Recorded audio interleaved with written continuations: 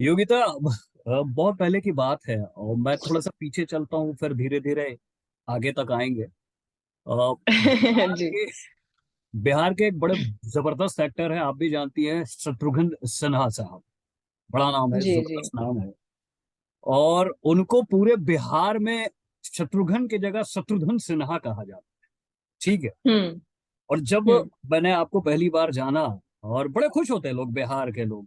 तो जब हम्म मैंने आपको पहली बार जाना कि पूरा नाम जो है योगिता बिहानी, तो मुझे लगता है हम्म। कि जब बिहार के लोग आपको पहली बार जाने होंगे तो बड़े खुश होंगे अगर वो बिहानी की जी जगह। जी, ऐसा होता है। ऐसा हुआ है। ऐसा होता है। जी जी। तो योगिता, ये मुझे बताइए कि कहाँ सेल्स कोऑर्डिनेटर, कहाँ मार्केटिंग, और कहाँ ये एक्टिंग, ये तो बिल्कुल सब कुछ बदल सा गया। I think destiny, first of all. Hmm. I think ये मेरी डेस्टिनी थी, बस मुझे नहीं पता था। अच्छा। And now I am working towards my destiny. अच्छा। मैं एक्चुअली कंप्यूटर साइंस ऑनर्स किया है मैंने, मैं इंजीनियर हूँ वैसे। हाँ, वही वही वही तो। और हाँ, मतलब पर मुझे कभी इंजीनियरिंग में कोई इंटरेस्ट नहीं था। मेरे फादर ने कहा कि it's a very safe job, you can just, it's a very nice safe desk job, you should do this. तो अच्छा। मैंने कर लिया, पर मुझे कोई इंटरेस्ट नहीं था। अच्छा।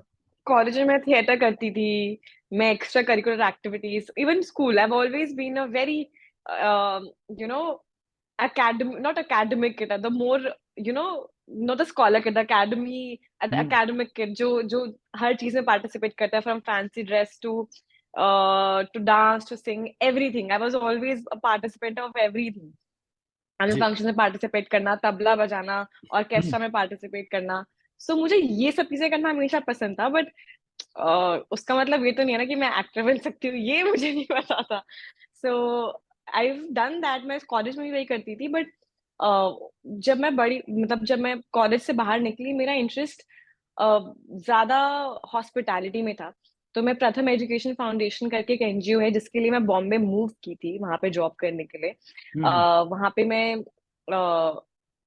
अंडर प्रिविलेज किड्स, या जिन बच्चों ने, ये रूरल एरियाज में जिन लोगों ने 10th भी नहीं किया, 12th भी नहीं किया, but you need to train them in certain industry, ताकि उनको जॉब मिल सके लेटर। तो वोकेशनल ट्रेनिंग प्रोग्राम था उनका, जिन पे मैं इन बच्चों के साथ काम कर रही थी, ताकि वो आगे जॉब्स उनको मिल सके। सो हम्म। वाइल आई वाज वर्किंग, मैं एक गलत एड्रेस पे चली गई, एंड वहां पे मैंने एक ऑडिशन दे दिया। उन्होंने कहा कि क्या आप इस प्रोजेक्ट के लिए, मैं गलत एड्रेस पे गई, उन्होंने कहा कि यहाँ पे तो ऑडिशन चल रहा है। मैंने बोला ओके। तो उन्होंने कहा कि आप ये वैसे ऑडिशन कर सकते हैं। So I said why not. And I am honestly telling you, I didn't know makeup, I didn't know anything, I didn't know, मुझे पता भी नहीं था कि बोर्ड को लेके कैसे खड़ा होना होता है, hi my name is Yogita Vihani and these are my profiles. I didn't know nothing. मुझे कुछ लिखना, मुझे समझ नहीं आता कि क्या लिखना है, क्यों लिखना है। अच्छा, ऐसे एक प्रोफाइल देना है, ऐसे उन्होंने बोला अभी लेफ्ट टर्न करो, अभी राइट टर्न करो, अभी सामने खड़े हो, अभी स्माइल करो। So literally I was taught that, because मुझे नहीं पता था कि, बिकॉज मैं तो गलती से चली गई थी वहां पे। फिर उन्होंने 2 दिन बाद मुझे कॉल किया, उन्होंने मुझे कहा कि आप तो इस एड के लिए सिलेक्ट कर लिया गया है। And I was very happy, of course even my family was very happy कि wow this is so nice, हमारी बेटी टीवी पे आएगी। सो ऐड कर रही है। So everybody was happy, but after that for a month I started getting a lot of calls for auditions. Even in the first month, I started getting calls for a TV show. So, but मुझसे मुझसे वो decision नहीं लिया जा रहा था मेरी life में कि मैं ये कर सकती हूँ या ये मैं करना चाहती हूँ, बिकॉज ऑलरेडी मैं was very happy living my life. मुझे sales, promotions, coordinate, marketing, all of this I really like honestly still now. And मैं बनिया मारवाड़ी हूँ, मुझे बिजनेस करना और ये सब काम करना बहुत पसंद है। सो मैं I was already living my very dreamy happy life कि मुझे, मेरा करियर सेट है, मुझे ये करना है। अभी मैं ये करूंगी, हॉस्पिटैलिटी में ट्रेन करूंगी, फिर मैं अपना रेस्टोरेंट खोलूंगी, then I have a chain of restaurant, then I will have my own hotel. So मेरा पूरा बिजनेस प्लान रेडी था, हम्म। राइट। तो मैंने कहा मेरा तो बिजनेस प्लान रेडी है, मैं क्यों करूँ ये। बट वो हम हमारे दिल्ली में एक वर्ड बोलते हैं, चुल। जी, ये ये पूरे जो पूरे जो पूरे यूपी और दिल्ली साइड में ये चुल मच गई, ये बड़ा चलता हाँ, है। तो वो चुल थी मेरे को कि यार मुझे ना लाइफ में बाद में रिग्रेट नहीं करना। जब मैं अपने बच्चों को बोल रही होगी कि हाँ, जो कि मेरा एटीट्यूड में कि हाँ, मुझे तो बड़े ऑफर्स आते थे, पर मैंने कुछ किया नहीं, मैंने छोड़ दिया। सो मैंने कहा वो शायद मैं उस टाइम पे शो ऑफ कर रही होंगी, पर शायद मैं अंदर से रिग्रेट भी कर रही होंगी कि मैंने ये क्यों नहीं किया। So hmm, I did not want to have that regret in my life. तो मैंने कहा let me try this, let me whatever savings I have, because मैं 16-17 years की थी तब से मैं इंडिपेंडेंट रही हूँ। मैंने कभी अपने पेरेंट्स से मनी नहीं ली, कभी पॉकेट मनी नहीं ली, बिकॉज आई वाज इंटर्निंग। तो मैं हमेशा काम करती थी, तो मुझे मैंने कभी पैसे नहीं लिए अपने सर्वाइवल के लिए या अपनी शॉपिंग के लिए। तो मुझे लगा कि ये चीज बहुत डिफिकल्ट होने वाली है एज एन एक्टर, अगर मैं लाइफ, बिकॉज स्टेबिलिटी नहीं है, आपको नहीं पता आपको कब काम मिलेगा। मुझे पहली बार में मिल गया, वो मैं लकी हूँ, पर इसका मतलब ये नहीं कि हर बार मुझे मिल जाएगा। Because till today if I audition for 100 projects, there's no possibility that even if I will get even one project. So there is no ratio or calculation here. So वो चीज मुझे बहुत पहले से पता थी, तो मैंने अपने आपको 6 महीने दिए थे कि 6 महीने हैं, अगर इसमें if you make it you make it, if you don't make it then okay good, you tried, it didn't work out, no regrets. In that period whatever savings I had, मैंने फिर workshops की, फिर मैंने अपने ऊपर काम किया। फिर मैं एक बैग में 4 लुक्स लेके जाती थी अपने, एक एक ड्रेस लुक, एक ऑफिस वेयर लुक, एक कुर्ती लुक, एंड एक नॉर्मल जीन्स और टॉप लुक, ताकि किसी भी चीज में फिट हूँ मैं अगर, तो मेरे को ऑडिशन कर ले और मैं ऑडिशन दे दूँ।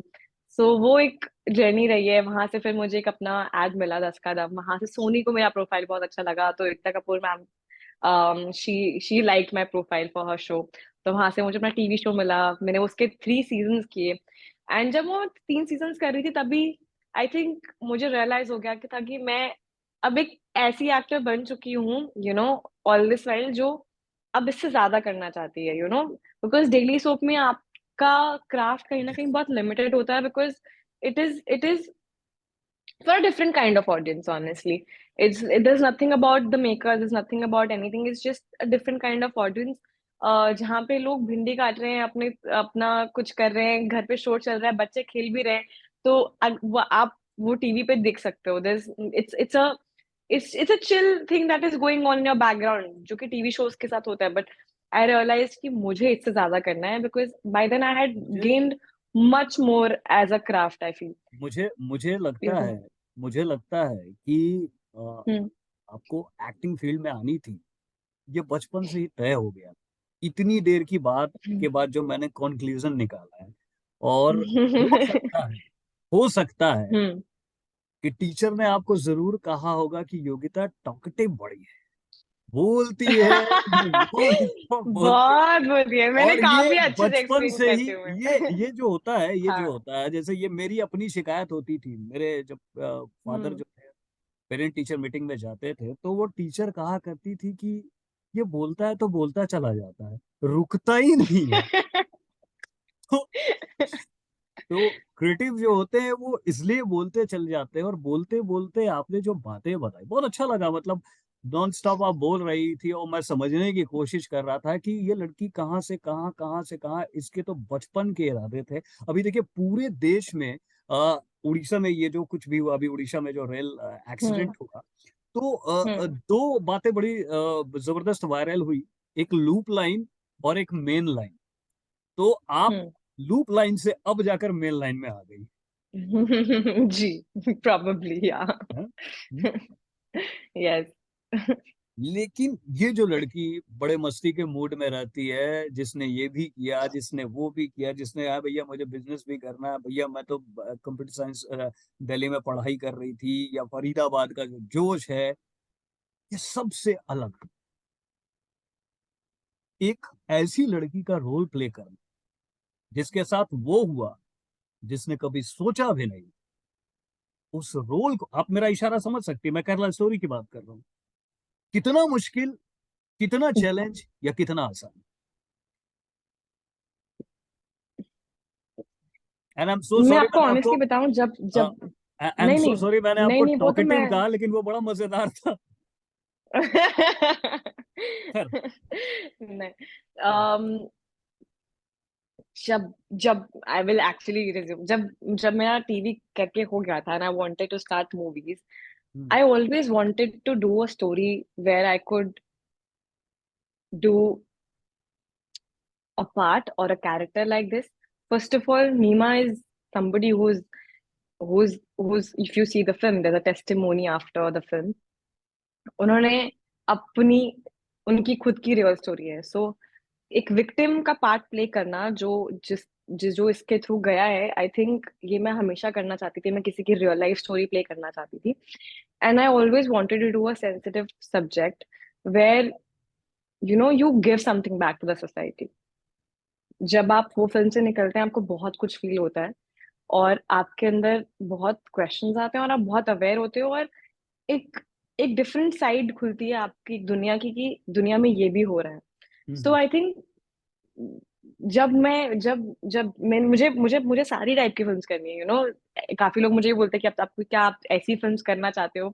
नहीं, मैं सारी टाइप की फिल्म्स करना चाहती हूँ, बट ये आपको आई थिंक आपके करियर में बहुत बहुत कम लोगों को ये अपॉर्चुनिटी मिलती है ऑनेस्टली. और at the beginning of my career मुझे ये अपॉर्चुनिटी मिल गई है तो उससे बेस्ट तो कुछ हो ही नहीं सकता. पर मुझे हमेशा से ऐसा कुछ करना था. अ, जब ये प्रोजेक्ट मेरे पास आया, ऑफ कोर्स आई वाज शेकन, क्योंकि मुझे पता ही हम ऑनेस्टली मुझसे बहुत लोग पूछते हैं कि आपको पता था कि ऐसा कुछ हो रहा है. नहीं, मुझे नहीं पता था कि ऐसा कुछ हो रहा हम्म। है. मुझे नहीं पता था कि इन 4 लड़कियों के साथ ऐसा कुछ हुआ है. तो मेरे से बहुत सारी और लड़कियां हैं जिनको अब पता है कि ऐसा हो रहा है. हम्म। तो ये कि यही एक बहुत बड़ी सक्सेस है मेरे लिए एज एन एक्टर कि मैं एक ऐसे प्रोजेक्ट से जुड़ी जिसके वजह से मैं इतने सारे लोगों को इन 4 लड़कियों की कहानी बता सकी और उनको अवेयर कर सकी कि हमारे अराउंड ये चीज हो रही है.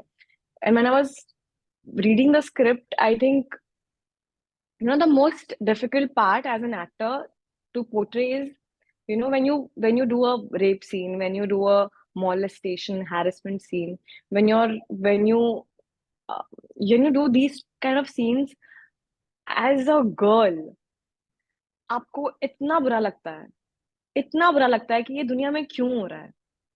क्योंकि आप वो टाइम, एक तो सबसे बड़ी, आप एक फिक्शनल कैरेक्टर, ये रियल में उन लड़कियों के साथ हुआ था वो टाइम पे, तो जब आप वो प्ले कर रहे हो तो उसकी उसका जो ट्रूथ है वो बहुत बड़ा है. और जब आप वो प्ले करके खत्म करते हो तो आपको लगता है कि यार ऐसा क्यों हो रहा है कि मुझे ऐसा कुछ पोर्ट्रे करना पड़ रहा है जिसकी वजह से जब मुझे while acting, when I'm honestly into it, जब आप एक्ट कर रहे हो तो at the end you give in the moment and in that moment you're feeling so bad, but at the end वो reality break हो जाती है and you have a normal life. But in लड़कियों के साथ, इन लड़कियों की रियलिटी कट पे खत्म नहीं हुई. उन लड़कियों की रियलिटी जो सीन में है वो उनके साथ कंटिन्यू उनके साथ हुई है. हम्म। मेरे पास एक ऑप्शन है कि मैं एक्टर की तरह उस चीज को फील कर सकती हूँ और उसके बाद मैं अपनी रियल लाइफ ज्वाइन कर सकती हूँ और मैं भूल सकती हूँ इस इंसिडेंट को बिकॉज मैंने अपने एक्शन पे उसको छोड़ दिया. बट उन लड़कियों को उस रियलिटी के साथ जीना पड़ रहा है. So as a girl I think it is very tough to you कि मुझे क्यों प्ले करना पड़ रहा है sir. But then you have to make peace with that. You have to tell yourself कि यार एटलीस्ट तुम ये करके उस चीज को रोक सकते हो. You're kind of contributing how much ever I can contribute towards the situation I'm doing it. So I think that is one of the those 2 3 scenes which we had to portray in the film. It was very, it's disheartening honestly. बहुत ही बुरा लगता है कि एक helpless feeling आती है कि आपको ये करना भी है बिकॉज ये किसी के साथ हुआ है, बट आप ये नहीं चाहते कि किसी और के साथ हो. और क्या पता जिस टाइम पे मैं ये सीन कर रही हूँ किसी वर्ल्ड में ही एक्चुअली किसी लड़की के साथ ऑनेस्टली अभी हो भी रहा हो. So you as a human, as a girl, आपके दिमाग में ये सब चीजें आती रहती है और आप, it's not like you want to do this but it happens because you're so emotionally connected to your character and connected to that situation. अच्छा नहीं लगता. सो अब मैं आपको एक वो थोड़ा बड़ी सा चैलेंजिंग होता है. मैं आपको एक बात बताता हूँ. एक सर्वे ये बताता है कि पूरे देश की अगर मैं बात करूँ, हर 3.5 मिनट ऐसी कोई घटना होती है या ऐसी किसी घटना की कोशिश होती है, एक सर्वे बताता है. तो उम्मीद जी. है कि आज जो आपने बातें कही, कई लोगों की आंखें खुली, कई लोग उस जी. तकलीफ को समझेंगे. आज से 5 साल पहले की बात है, 5-6 साल पहले की बात है. एक ऐसी लड़की से मैं मिला था और मुझे भेजा ही गया था उससे बातचीत करने के लिए. तो मैंने महसूस किया कि उसे ये लग रहा था, मतलब मैं उसके सामने खड़ा था तो वो मुझसे बातें तो कर रही थी लेकिन उसे मुझसे भी घिन आ रही, क्योंकि मैं भी एक आदमी हूँ शायद ऐसी. लेकिन मुझे बड़ा जी. समय लगा धीरे धीरे धीरे धीरे उसे समझाने में. तो उम्मीद है कि आज जो कुछ भी आपने बातें की, कई लोग, जैसा कि मैंने कहा कि कई लोगों की आंखें खुली। और एक बड़ी आई मजेदार होप बात सो। आपकी बातों में, एक और बात जो मैंने गौर किया, आपने कहा चार लड़कियों की कहानी। हम्म। चार लड़कियों की कहानी। अच्छा, अक्सर ये कहते हैं कि लड़कियां के आपस में पटरी नहीं खाती, लेकिन हम्म। चार लड़कियों ने तो गजब का कर दिया। मतलब लड़कियां मिल जाए तो बहुत कुछ हो सकता है। हैं? बहुत कुछ हो सकता है, हम्म? बिल्कुल। एक टीवी सीरियल बिल्कुल हो भी आया सकता था है। काफी पहले, हम पांच। और आप तो भैया एकता कपूर से काफी कनेक्टेड है। अब मैं आपको एक बात बताऊं, हाँ हाँ। हम एक्चुअली पांच हैं। हम पांच बहनें हैं। अच्छा। रियल। अच्छा। वी आर एक्चुअली हम पांच। हम अब हम कमा। हम लोगों के पास टी शर्ट है, हम बहनों के पास हम्म। स्वेटशर्ट जिसमें हमने ऐसे फाइव का फिंगर प्रिंट करवा रखा है और उस पे हम पांच लिखा हुआ है। आई एम वेरी प्राउड कि तो हम पांच बहनें हैं। पांचों उंगलियां मिलती हैं तो भाई मुट्ठी बनता है, और मुट्ठी बनती है तो फिर द केरला बिल्कुल। स्टोरी में इतना जबरदस्त सब कुछ देखने को मिलता है। कभी ऐसा नहीं लगा, जैसे कि ये फिल्म आई तो काफी कंट्रोवर्सी भी हुई, बहुत सारी बातें हुई कि अरे ये है वो है ऐसा है वैसा, लेकिन जब मैंने फिल्म को देखा तो मैंने, मेरा जो अपना नजरिया था कि भाई ये एक फिल्म है, इसको फिल्म की तरह देखो, और हो सकता है कि ऐसी घटना होती हो या नहीं होती है, डजेंट मैटर, हम्म। लेकिन आपको सजग रहने की जरूरत है। ये मेरा अपना मानना है। इस फिल्म के बारे में जी, आपकी क्या राय है? मैं भी एग्जैक्टली यही थॉट में बिलीव करती हूँ कि this film is to tell everybody कि यार, कि ये घटना इन चार लड़कियों के साथ हुई है। इन चार लड़कियों की कहानी, जिसमें से तीन लड़कियों के साथ ऐसा कुछ हुआ है। हम्म। तीनों का एंड रिजल्ट देखोगे तो आप बहुत अलग अलग है।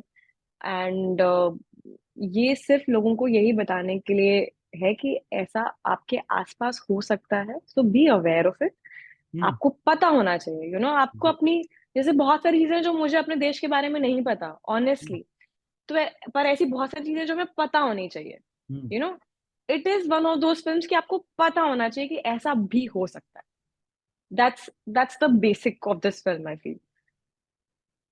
अभी मैं आपसे बातें कर रहा हूँ, और बातें करते करने से पहले मैंने अपने व्हाट्सएप स्टेटस पे डाला, योगिता बेहानी कमिंग सून। और मेरे फोन में हम्म। करीबन 2,500, देश भर के 2,500 लोगों के नंबर है। और मैं हम्म। देख रहा था करीब 1,500 लोगों ने उस स्टेटस को देखा, और कई लोगों के मैसेज भी आ रहे। तो that's so amazing, that's so sweet. इसका मतलब ये है कि आपके रोल को लोग कितना पसंद करें, और किया है लोग। That means a lot. Means a lot, honestly. Thank you so much, everybody, hmm. who messaged him and me.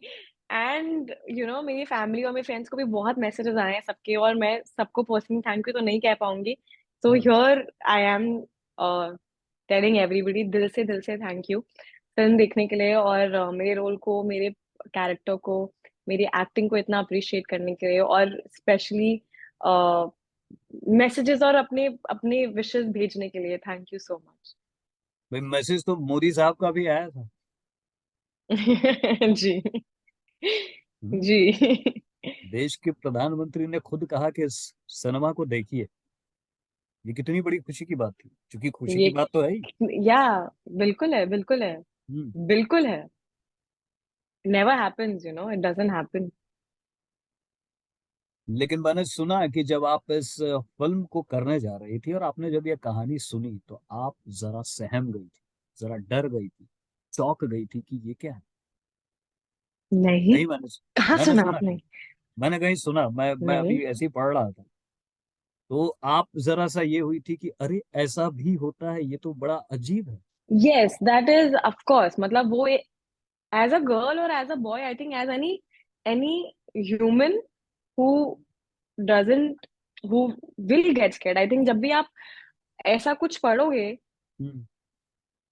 हम इतनी सारी नॉवेल्स पढ़ते हैं, राइट? हम हमें हमें तब किसी कैरेक्टर के लिए इतना, हम फिल्म्स देखते हैं, हम नॉर्मल फिल्म्स देखते हैं, हमें तब बुरा लग जाता है ये तो किसी की रियल कहानी पढ़ रही थी मैं। हम्म। मुझे of course I I I had tears in my eyes and I was, मतलब, और जब मैंने ये फिल्म का फर्स्ट कट देखा था, इस फिल्म की स्क्रिप्ट पढ़ने के बावजूद, उसमें एक्टिंग करने के बावजूद, फिल्म का फर्स्ट कट देखने के बाद 15 मिनट तक मैंने किसी से बात नहीं की थी, और मुझे समझ नहीं आता कि मैं क्या बोलूँ और क्या नहीं बोलूँ, because it was a heavy film for me, it was a lot to take in कि किसी के साथ ऐसा हुआ है। तो सो कभी ऐसा नहीं लगा? ये जी जी, प्लीज प्लीज। प्लीज नहीं, आप सो कुछ। ये तो होगा ही, मैं ये बोल रही थी, तो ये तो होगा ही कि आपको डर लगेगा, आपको अच्छा नहीं लगेगा, ये अनसेटलिंग फीलिंग होगी। हम्म, तो कभी पर मैं ऐसा मैं डरी सहमी नहीं थी, मुझे था कि मुझे प्रोजेक्ट करना है, फरीदाबाद दिस की पार्ट आई लड़की है हैव भाई, टू प्ले। फरीदाबाद की लड़की मैं है, करेंगे फरीदाबाद तो की फिर। नहीं हूँ, मैं दिल्ली की हूँ। दिल्ली फरीदाबाद मैं पढ़ रहा था तो शायद फरीदाबाद में लिखा हुआ था, तो दिल्ली की लड़की है भैया फरीदाबाद में आपको। मैंने जॉब की है। अच्छा, हाँ। असर तो रहेगा भाई हाँ जी। पानी का, है। जी। कभी ऐसा नहीं लगा कि डरना नहीं करियर है। की शुरुआत में एक ऐसी फिल्म जिस पे कंट्रोवर्सी हो सकती है, कहीं इसका नेगेटिव असर ना हो, या ये था कि नहीं एक मैसेज देना है? मेरे को बिल्कुल था कि मुझे मैसेज देना है। हम्म, और ऑनेस्टली मैं किसी किसी 1 सेकेंड। जी। हेलो। हाँ ये या। हाँ सो। आगे बढ़ो। हाँ। ये ऑनेस्टली ना मुझे रूल्स और रेगुलेशंस पता है इस इंडस्ट्री के। हम्म, ना मुझे पता है कि सही और गलत क्या होता है, तो जो हम्म, मुझे लग रहा है वो मैं शुरू से करती आ रही हूँ और मैं वही करती हूँ। हम्म, तो करते मैं कोई रहो। पाथ फॉलो नहीं करनी पा रही, मैं कुछ सही गलत नहीं सोच रही, जो मुझे लगता है कि सही है, जो मुझे लगता है कि मुझे करना है, जो जिसके लिए मेरे दिल से आवाज आएगी कि ये मुझे सही लग रहा है और मुझे करना चाहिए, वही मैं करूंगी। बिकॉज करना मेरी है कोई तो करना स्कूलिंग है। थोड़ी है, मैं कोई हाँ करना है, मैं थोड़ी कहीं से आई हूँ कि मुझे मुझे ऐसा ही कुछ करना है या मुझे वही कुछ करना है। मुझे काम करना है जो मुझे अच्छा लगता है, I want to act, and that's तो व्हाट आई विल डू। अब तो ये फिल्म इस साल की सबसे बड़ी फिल्मों में शामिल हो चुकी है, इतनी खुशी हम्म। होती है, अरे भाई मैं उस फिल्म का हिस्सा हूँ जिसने न सिर्फ धमाल मचाया, बल्कि अब तो ये इंटरनेशनल ग्लोबली भी इस फिल्म की चर्चा बहुत जी। है। बहुत अच्छा लगता है। ऑफ कोर्स बहुत अच्छा लगता है। जाहिर है अच्छा अ, लगेगा। जब इतनी बड़ी ऑडियंस के पास फिल्म पहुंच जाती है, तो of course as a film का पार्ट होना भी अच्छा लगता है। आपका जो मैसेज था वो इतने लोगों के पास पहुंच गया, वो भी अच्छा लगता है। You get appreciated for your performance, वो भी अच्छा लगता है। So it's been a really really blessing, this film in my life, of course. जी। तो उस टीचर ने क्या कहा जिसने कहा था कि योगिता टॉकेटिव भी है? ये आखिरी सवाल है मेरा आपसे क्योंकि समय भी शायद। No, so my teachers have always pulled my leg a lot। मतलब really सब लोग मुझे फर्स्ट सीट पे बिठा देते थे यार, मैं क्या बताऊं मुझे।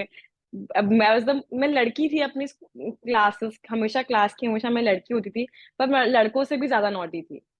तो अच्छा। मैं वो लड़की थी जो बेंच के ऊपर कभी खड़ी होती थी, या क्लास के बाहर होती थी, या स्कूल बंक कर रही होती थी, या सबको बोलती थी चलो हम लोग ना ये करेंगे, और मैं पूरी क्लास को ले जाती थी। Every class I would reach 15 minutes late.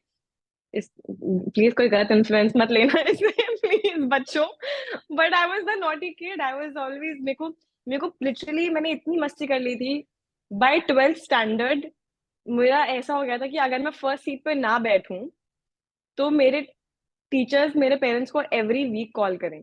तो मैंने डिसाइड कर लिया कि अब मैं फर्स्ट सीट पे बैठूंगी, और मैं बिल्कुल पीछे नहीं बैठूंगी, मैं फर्स्ट सीट पे बैठूंगी। और पूरे साल मैंने फर्स्ट सीट पे निकाला ताकि वो मेरे पेरेंट्स को ना बुलाए पीटीएम में। But I will tell you something, आप फर्स्ट सीट पे बैठ के ज्यादा मस्ती कर सकते हो rather देन लास्ट सीट पे, क्योंकि आपके टीचर्स सोचते हैं कि फर्स्ट सीट पे है तो कोई कुछ कर नहीं सकता, but that you can do more मस्ती then sitting at the last bench, because teachers की नजर हमेशा लास्ट बेंचेस पे होती ये है। जाहिर सी बात है। ऐसे भी बैक बेंचर्स हमेशा से बेहतरीन, जब भी कुछ करते हैं वो यूनिक ही करते हैं।